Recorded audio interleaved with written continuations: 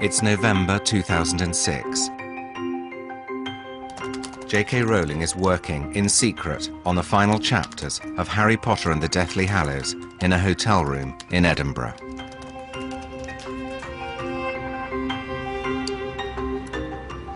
Yeah, I've helpfully made the note for myself. This will need very serious planning. I don't know when I wrote that. And I was quite right in that. The Harry Potter series has taken 17 years to write. It's an epic saga of childhood confusion, danger, and adventure. But it's more than just a children's story. Behind the witchcraft and the wizardry lies an intensely moral fable about good and evil, love and hatred, life and death. My name is James Runcie. I'm a writer and a filmmaker, and I want to find out the secret of J.K. Rowling's success. How has she done it? And where has it all come from? You look really nice, Dad. Oh, thank you.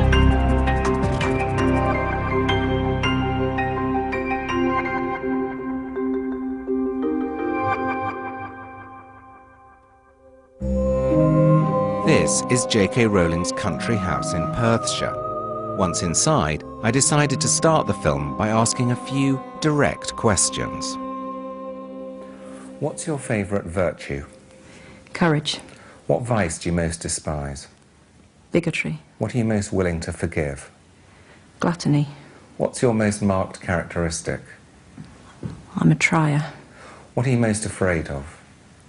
Losing someone I love. What's the quality you most like in a man? Morals. What's the quality you most like in a woman? Generosity. What do you most value about your friends? Tolerance. What's your principal defect? Short fuse. What's your favourite occupation? Writing. What's your dream of happiness? Happy family. The desire for a happy family comes, in part, from a difficult childhood. Like her orphaned hero Harry Potter, Joanne Rowling was brought up on a suburban British street, first in Yate, just outside Bristol, and then a few miles down the road in Winterbourne. The house even had a cupboard under the stairs. But unlike Harry Potter, Jo wasn't made to sleep there.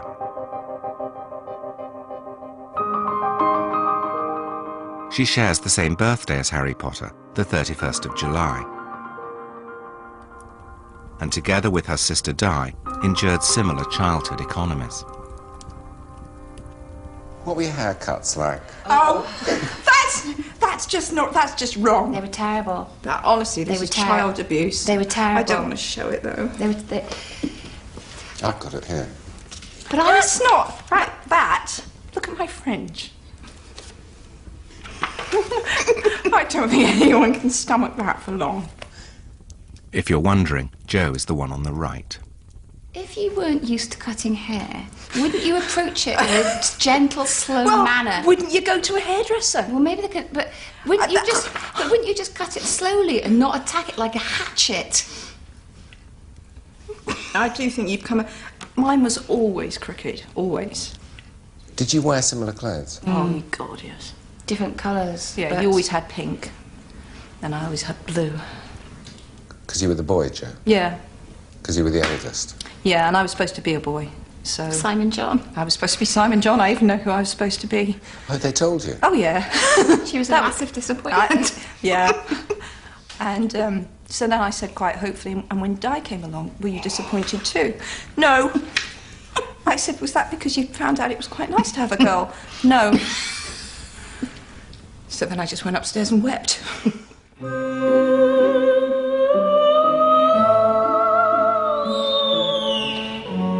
When Jo was 9 years old, the family moved to a village outside Chepstow on the edge of the Forest of Dean.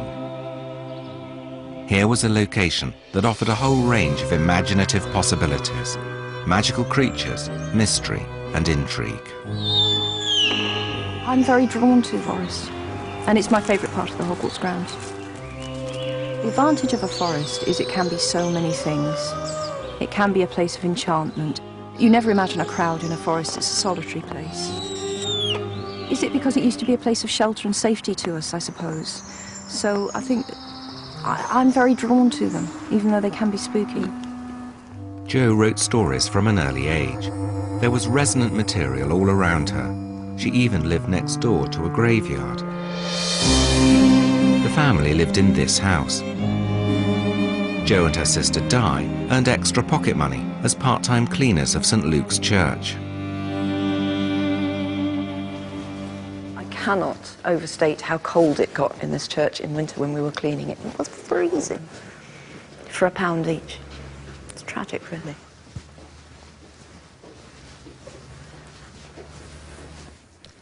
We must be in here loads, because we used to sign this book all the time. Oh, God, I know. Oh, look, it's me. There I am.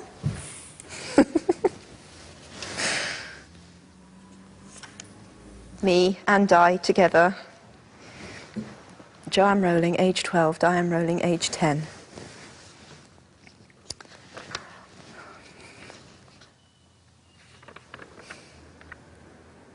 It's a name I stole for Harry Potter. For an unpleasant character as well.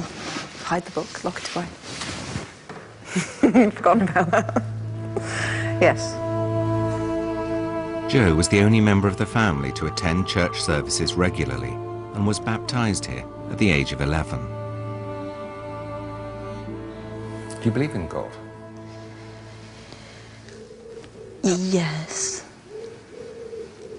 I do struggle with it. I couldn't pretend that I'm not doubt-ridden about a lot of things, and that would be one of them, but I would say yes. Do you think there's a life beyond this of some kind? Yes, I think I do. Jo's religious belief and her thoughts about love, death and the afterlife were severely tested when her mother was diagnosed with multiple sclerosis in 1980. I was 15 when she was diagnosed, but we now know that she was showing signs probably from when I was about 10 or 11. She would have odd losses of feeling in limbs, her balance actually was poor for a long time. And then it just got worse and worse, and she decided it was time to visit the doctor, but she wasn't expecting to hear anything. And then, you know, a year of tests, and there we were. She had a very virulent form of the illness, and at that time there were no drug treatments at all. They said, well, you've got multiple sclerosis. See you. The illness was to have a devastating impact on the two girls, particularly as they found their father difficult. One of the reasons Harry Potter is so full of idealised father figures, Hagrid, Dumbledore and Sirius Black, is that Jo's relationship with her own father was far from ideal.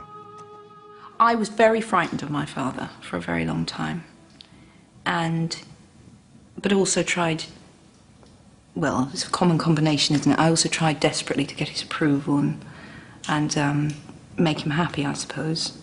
And then there came a point, quite shamingly late in life, where I couldn't do that anymore. And so I haven't had any contact with my father now for a few years.